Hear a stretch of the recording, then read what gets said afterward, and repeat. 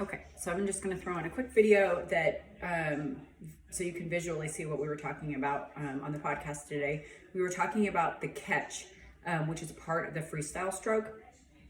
It's a refined movement and it requires a certain level of comfort in the water and also a certain level of comfort with the freestyle stroke, because it is something that requires your brain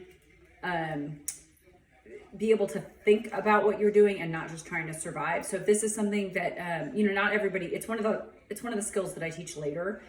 So don't rush this, but conceptually it's a good thing to understand. And the catch is what I was talking about. If you look at your arm in the freestyle stroke, great video, but in the freestyle stroke, most of our movement is from the shoulder through here. The catch is something that is from the elbow. It is here. And the reason for the catch, and what I like to think of it as why we call it the catch, is because it's taking your arm, and as you press it here, it's putting that arm in a position to catch the water, meaning to move the water. If you don't do this before you start your pull here, what happens is that you're starting your pull with your arm straight like this, and when you press down, it pushes you up instead of moving you forward. So if you've done your catch, your arm is in a position to catch the water, and then when you start pressing down with your arm, it pushes you forward. So there's the catch from the elbow, and then you start your stroke. And that starts as you're coming in, you glide with your freestyle stroke, you've reached, I do my catch, and then I start my pull. It's a very small movement, but it changes from you moving the water in a way that pushes you forward versus pushing you up. So it's really key. Later in the podcast, I talk about the elbow, the high elbow. And so what I'm talking about here is that as I press this here, my elbow is above my wrist, is above my fingertips. And that's how it remains when I pull through.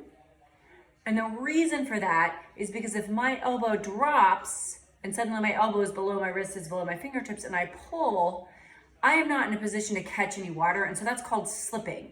My arms are moving, but I'm not catching any water. I'm not moving any water. So the two things from the podcast, one, the catch here from the elbow, and then keeping that high elbow as you pull through the water and not letting that elbow drop, and then you just slice through the water.